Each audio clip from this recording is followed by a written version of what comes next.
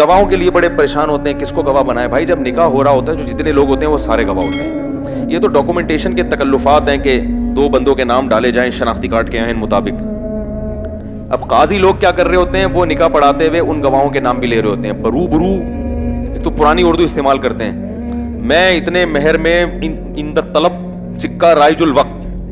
ابے 50,000 روپے کا مطلب 50,000 روپے, اس میں سکہ تو ہے ہی نہیں ہے. تو کیا وہ پرانے زمانے کی کرنسی پہ بھی کوئی نکاح پڑتا ہے کہ جی میں 50,000 دینار جو نبی کے دور میں چلا کرتے تھے تو سکہ رائج میں دیکھتا ہوں نا بعض لوگ جو نکاح پڑھاتے ہیں عجیب اسٹائل میں, وہ امپریشن ڈال رہے ہوتے ہیں کہ اس طرح جو نکاح ہوگا نا یہ ہوتا ہے خاندانی. اور لوگ بھی ڈر جاتے ہیں کہ یار نکاح پڑھانا بڑا مشکل کام ہے, یہ تو کسی پروفیشنل آدمی سے ہی پڑھوانا چاہیے. نکاح پڑھانا دنیا کا سب سے آسان کام, بہت آسان کام ہے. ایجاب و قبول ہے بھائی, وہ کر لے یا دولہا کی طرف سے آپ. میں وکیل بن جاتا ہوں اکثر نا بھائی, لڑکی والوں سے میں پوچھتا ہوں مجھے اجازت دے دو, کہتے ہیں اجازت ہے. تو اب میں لڑکی کا وکیل میں بن گیا, تو میں کہتا ہوں بھائی میں نے فلانی لڑکی کا نکاح آپ سے کرا دیا, ہو گیا, میں قبول کیا, ہو گیا. یہ سارے گواہ موجود ہیں نا, مہر کا زبان سے تذکرہ ہو جائے, اتنے مہر میں اتنے روپے, اتنے ڈالر, اتنے ریال, اتنے درہم, ٹھیک ہے نا. اور جس ملک میں بیٹھے ہیں اسی ملک کی کرنسی. مجھے بھائی بات بتاؤ, آپ جب پیاز خریدنے جاتے ہو وہ کہتے ہیں بھائی کتنے روپے کلو, آپ پوچھتے ہو نا کتنے روپے کلو, وہ کہتے ہیں جی 50 روپے سکہ رائج الوقت کے مطابق. اچھا بھائی ٹماٹر کیسے دے رہا ہے, 60 روپے سکہ رائج الوقت روبرو گواہان کے.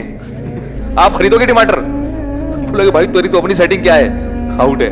ابے تو سیدھا بتا 50 روپے کلو ہے یار, ہم پاکستان میں کراچی میں ہیں تو روپے ہی ہوں گے نا.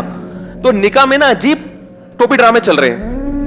روبرو, مجھے تو پورے الفاظ بھی یاد نہیں ہوتے, ایسے نکاح پڑھایا جاتا ہے کہ بھائی میں نے فلانی, ایک صاحب تو نکاح پڑھا رہے تھے, لڑکی کا نام لیا انہوں نے, فرض کرے زینب نام تھا لڑکی کا, زینب بنت فلاں, اور اس گھر میں اس نام کی کوئی دوسری لڑکی موجود نہیں ہے.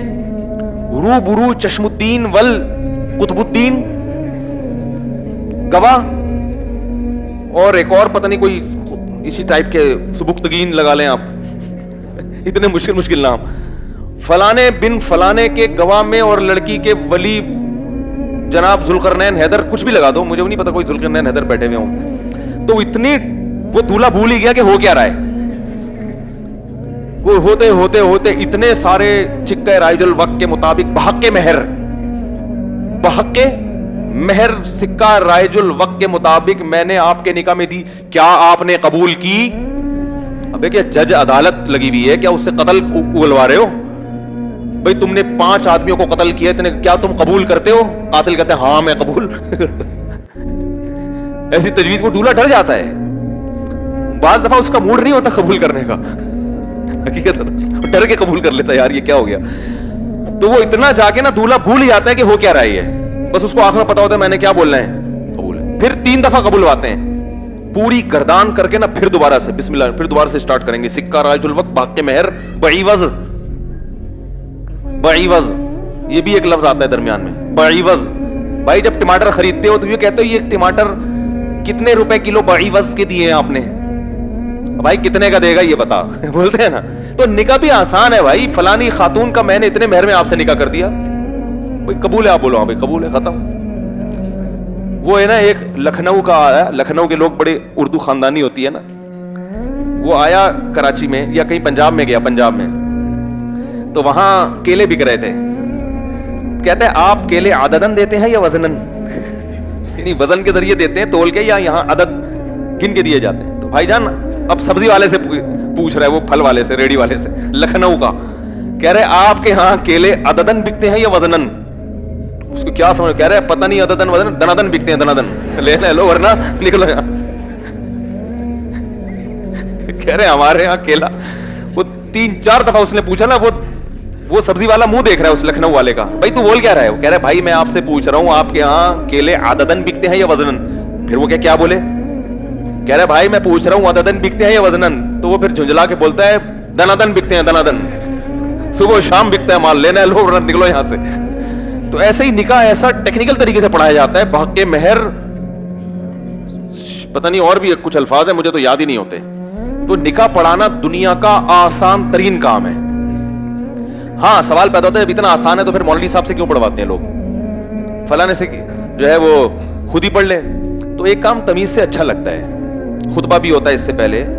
तो उलमा ने लिखा है कि निकाह किसी नेक आदमी से पढ़वाना चाहिए, जिसको आप नेक समझते हो। जरूरी नहीं कि हम नेक हों, लेकिन जिसको आप नेक समझते हो। तो इसी तरह मसाजिद के अइम्मा किराम हैं, उलमा हैं, बुजुर्गान दीन हैं। रसूलुल्लाह सल्लल्लाहु अलैहि वसल्लम निकाह पढ़ाने से पहले खुतबा पढ़ा करते थे। तो खुतबा चूंकि उलमा ज्यादा अच्छे तरीके से पढ़ लेते हैं, लेकिन खुतबा भी जरूरी नहीं है। निकाह तो इजाब व कबूल का नाम है, गवाहों की मौजूदगी में इजाब व कबूल बस खत्म। तो खुतबा पढ़ना अफजल है, सुन्नत है। क्यों अफजल है? इसकी बड़ी वजह है कि खुतबा जुम्मे की नमाज से पहले होता है, ईद की नमाज से पहले होता है। तो बड़ी इबादतों से पहले हज में खुतबा अल्लाह ने रखा है ना, हज में खुतबा होता है। तो निकाह से पहले खुतबा रख के शरीयत ने यह बता दिया कि हज, ईद, जुम्मे की नमाज की तरह भी ये अमल भी मुकद्दस इबादत है। समझ रहे हो कि नहीं समझ रहे? तो इसलिए कर लिया करो ये वाली इबादत, इसको एक मुकद्दस रंग डालने के लिए कि ये कोई ख्वाहिशात नफसानिया का नाम नहीं है, ये महज एक एंटरटेनमेंट नहीं है। ये क्या है? इस्लाम में निकाह करना एक मुकद्दस अमल है, मुकद्दस इबादत है। तो इबादत समझ के किया करो ये काम, और किया भी करो, क्योंकि इबादत करने की चीज है, बचने की चीज नहीं है। समझ रहे हैं कि नहीं समझ रहे?